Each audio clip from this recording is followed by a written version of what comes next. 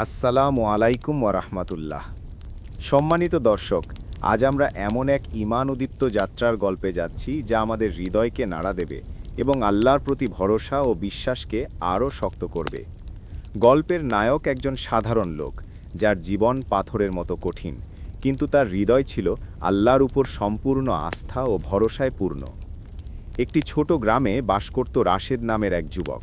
তার পরিবার খুবই দরিদ্র ছিল। তিনি একমাত্র রোজগারের জন্য গ্রাম থেকে অনেক দূরে পাহাড়ি অঞ্চলে কাঠ কাটতে যেতেন। রাশেদের স্ত্রী এবং দুটি সন্তান ছিল। রাশেদ প্রতিদিন সকালে ভোরে উঠে বিসমিল্লাহ বলে কাঠের পাহাড়ের পথে যাত্রা করতেন। তার বিশ্বাস ছিল আল্লাহ তার সঙ্গে আছেন এবং কঠিন পরিশ্রমের ফল কখনো বৃথা যাবে না।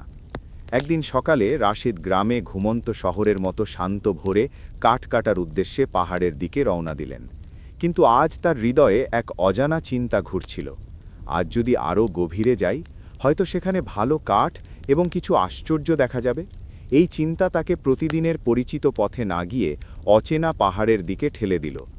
পাহাড় যতই গভীর হচ্ছিল, জঙ্গলের গাছ, ঝোপঝাড় আর পাহাড়ি পথে ভয়ঙ্কর ছায়া তাকে ভীত করছিল।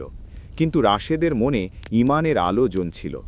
বিসমিল্লাহ, আল্লাহর সঙ্গে আমার আস্থা আছে, আমি ভয় পাই না। তিনি তার পুরনো ধারহীন কুড়ালটি কাঁধে নিয়ে অগ্রসর হলেন। অবশেষে পাহাড়ের এক অবহেলিত খাড়ির মধ্যে পৌঁছে তিনি একটি পুরনো গাছের পাশে দাঁড়ালেন। গাছটি এত বড় যে তার ছায়া পুরো খাড়ি জুড়ে পড়ছিল। গাছের ডালেই কিছু শুকনো কাঠের দণ্ড ভীষণভাবে চোখে পড়ল। রাশেদ কুড়াল দিয়ে ধীরে ধীরে কাঠ কেটে আনার চেষ্টা করলেন। হঠাৎ একটি বিস্ময়কর ঘটনা ঘটল। কাঠ কাটার সময় গাছের কোটরের ভেতর থেকে এক ঝলমল শব্দ শোনা গেল। প্রথমে তিনি ভেবেছিলেন হয়তো পোকামাকড় বা পানির ধ্বনি, কিন্তু যখন আলো পড়ল, তিনি দেখলেন কোটরের ভেতর থেকে বের হচ্ছে চকচকে স্বর্ণের কয়েকটি মুদ্রা। রাশেদের চোখ বিস্ময়ে বড় হয়ে গেল, তার হৃদয় দ্রুত স্পন্দিত হচ্ছিল। আল্লাহ, এ কি সম্ভব, তিনি ভাবলেন। কিন্তু সাথে সাথে তার ভেতরের ঈমান তাকে সতর্ক করল। রাশেদ, মনে রেখো, তুমি এখানে কাঠ কাটার জন্য এসেছিলে।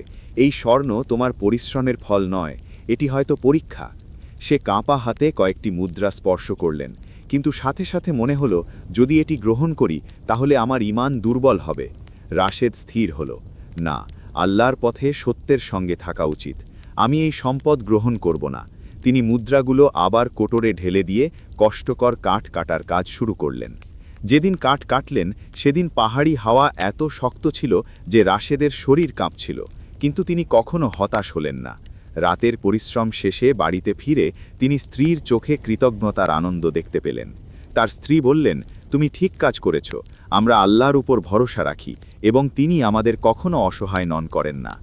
কিছুদিন পর রাশেদ আবার সেই পাহাড়ের পথে রওনা দিলেন, কিন্তু এইবার তার উদ্দেশ্য শুধুই কাঠ কাটার। যখন তিনি সেই গাছের কাছে পৌঁছলেন, তিনি অবাক হয়ে দেখলেন পুরো কাঠের কোটরটি গাছের নিচে স্বচ্ছ স্বর্ণে পূর্ণ। কিন্তু স্বর্ণ মুদ্রা কেউ না দেখার জন্য আল্লাহ তা পাথরে রূপান্তর করেছেন। রাশেদ কেবল কাঠ কেটে নিয়ে বাড়ি ফিরলেন। এরপর রাশেদের গ্রামের পাশে এক ধনী এবং ন্যায়পরায়ণ সম্রাটের রাজপ্রাসাদ ছিল। সম্রাট অনেক রাত আল্লাহর ইবাদতে ব্যস্ত থাকতেন।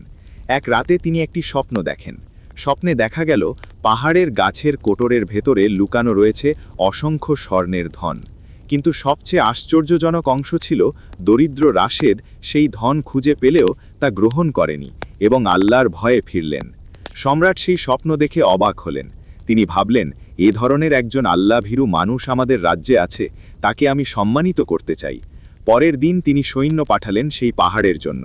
সৈন্যরা সেই গাছটি খুঁজে পেল, কিন্তু লোভী উজির সেই ধন আত্মসাৎ করার চেষ্টা করল। কিন্তু আল্লাহর কুদরতে স্বর্ণ মুদ্রা তার জন্য পাথরে রূপান্তরিত হয়ে গেল। শেষ পর্যন্ত রাশেদকে সম্রাটের দরবারে নিয়ে আসা হলো। রাশেদের সরলতা এবং ঈমান দেখে সম্রাট নিজে তার হাতে তাকে স্বর্ণের ধন উপহার দিলেন। রাশেদ কাঁদতে কাঁদতে আল্লাহর শুকরিয়া আদায় করলেন। তিনি বুঝলেন, যে কোনো কাজ আল্লাহর নামে শুরু করা, ভয় ও ভরসার সঙ্গে করা, কখনো বৃথা যায় না। এরপর রাশেদ গ্রামে ফিরে তার জীবন শান্ত এবং সমৃদ্ধ হল।